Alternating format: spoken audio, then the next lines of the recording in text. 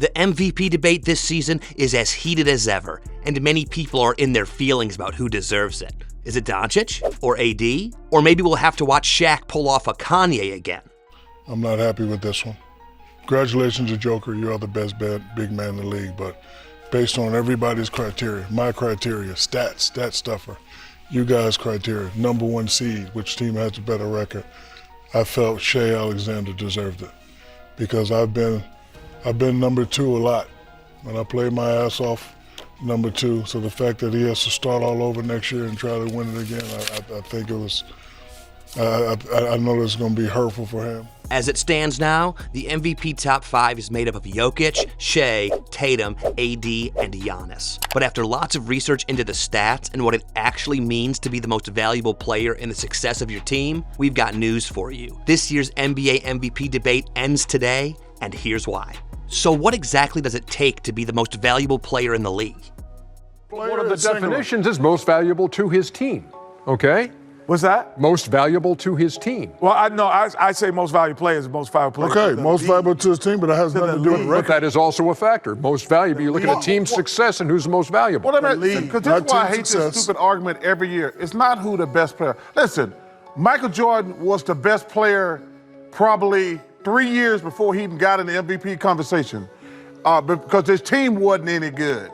Well, the one thing everyone can agree with there is that you can easily become a hater when arguing about who's the MVP. And that's because many players are blazing the trail with breathtaking performances. I mean, there really isn't much about a player like AD's game that suggests he doesn't deserve it. And the same goes for Giannis. As for a player like Anthony Edwards, the position of his team is probably his biggest problem. For Luka Doncic, it has to be his defense, where he's ranked 234th out of 462 players.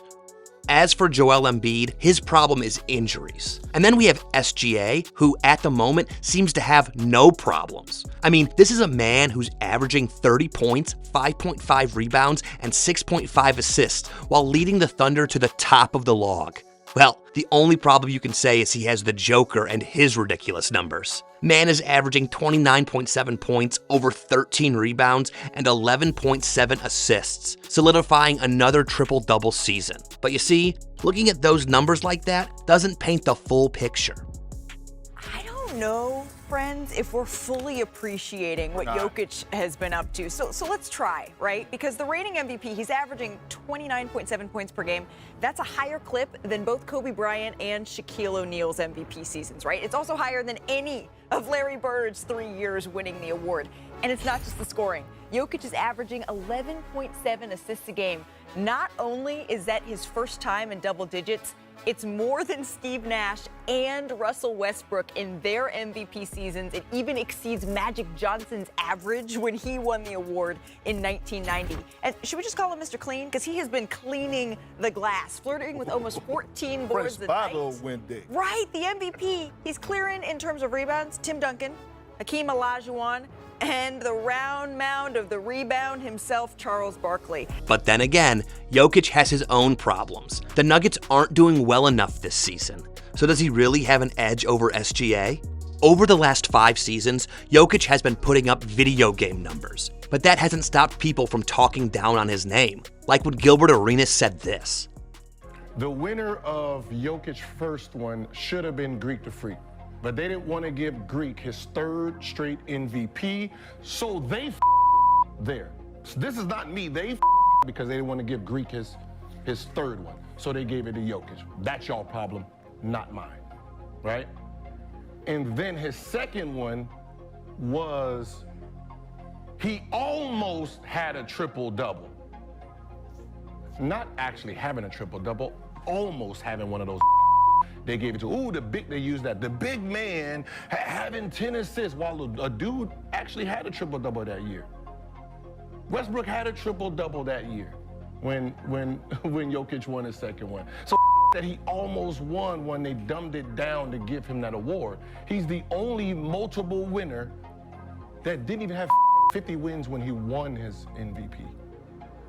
If that sounds like the worst take ever, it's because it is. First off, Giannis wasn't even in the top 3 when Jokic won his first MVP. It was Joker, Embiid, and Steph. Embiid missed so many games as usual, while the Dubs finished 8th in the West. Now, the second time he won it, Jokic broke MJ's record for the highest player efficiency rating, broke LeBron's record for the highest box plus-minus average in a single season, led the league in triple-doubles, double-doubles, and almost every advanced stat. But then again, the Nuggets finished the season 6th, and that was the only blemish on Jokic's record that year. And so far, it looks like history is repeating itself this season. Jokic is once again setting and breaking records. So in situations like this, the question is, how good do you have to be to win the MVP solely based on your individual performance? The answer is ridiculously good. So good that the same person that called you the worst MVP in the league would do a 360 comparing you to Jordan and calling you God.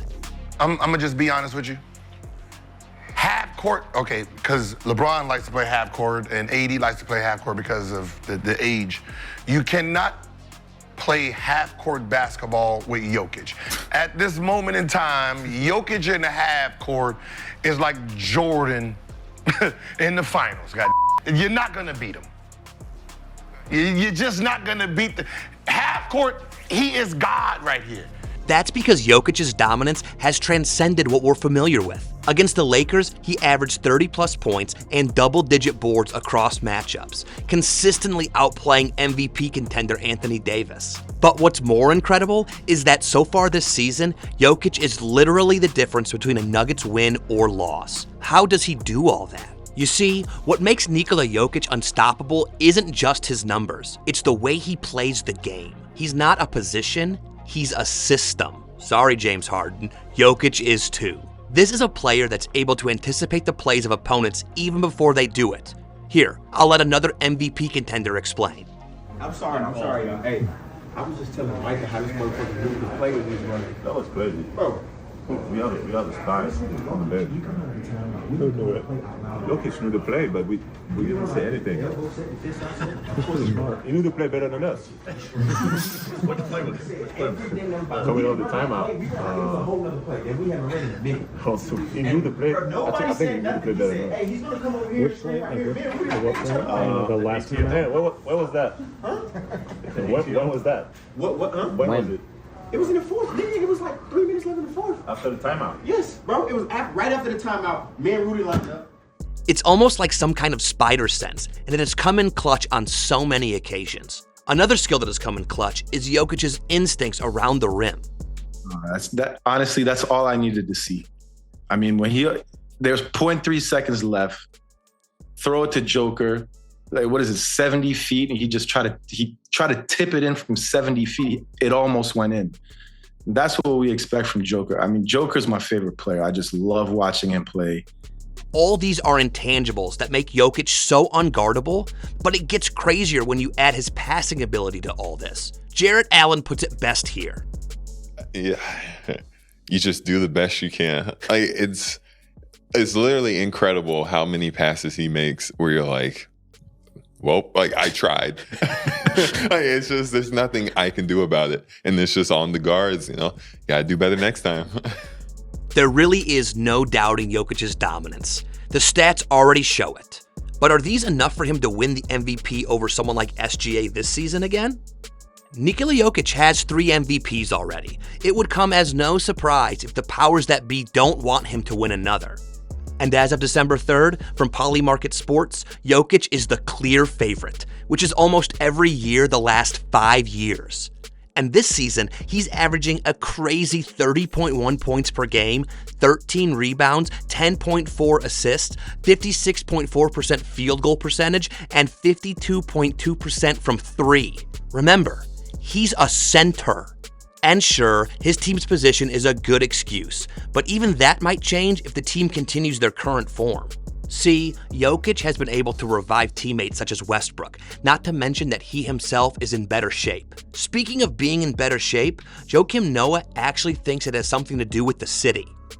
You know what's underrated about Joker? He plays for the Denver Nuggets. The altitude there is so real.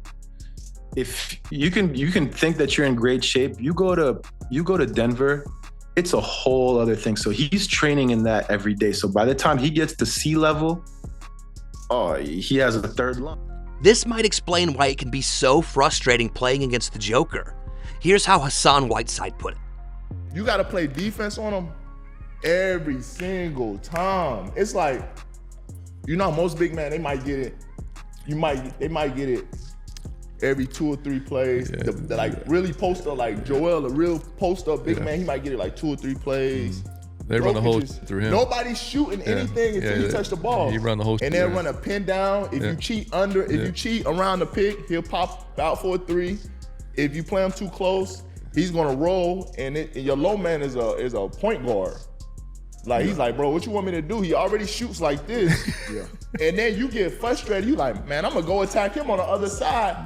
Oh, nah, we gonna put some other defenders on you. I'm not going. So you can't go right back at him. You can never go like right back at him. In all this, you might want to ask, how can a player this good not care about basketball? Well, here's what former teammate Reggie Jackson thinks about that. Oh, this is like little things that separate you, especially being his teammate, or being on the outside at first, and you know how everybody perceives that like he doesn't like basketball or it's a job for him. I remember I had to tell like people close to me then, I was like, yo, if it's a job for him, he every day wants to be like, he wants to be an employee of the week. He wants to be an employee of the month. Like he understands, I think, what he means to the game or what he means to the team and what he has to do each and every night. So it's special just to see. Now, all these lead us right back to Shaq, who, like Gil, has done a full 360 on his position about Jokic. When I look at Joker and how he plays, and this is why he's the best big man in the league. Shaq, he's playing the best of his career. I mean, that's saying a lot. The Joker is balling. Nothing but respect for him. I don't know if he got mad at me last year, but when I said that I think Shai deserved the MVP, but I actually hope he is mad because I love the way he's playing. Like he shoots a 3 and all that, but he mixes it up. That pretty much sums up Jokic this season. Rather than reply to any of his critics, he lets his performance do the talking and has won everybody to his side. Now, when you can do that while carrying your team to victory, that is the definition of most valuable. As repetitive as it can get, that's why Nikola Jokic deserves the MVP again this season. Yes, again. But do you agree with this take? Let us know your thoughts in the comments. And if you think Jokic is a center actually playing the point guard position, watch this GOAT point guard debate video next.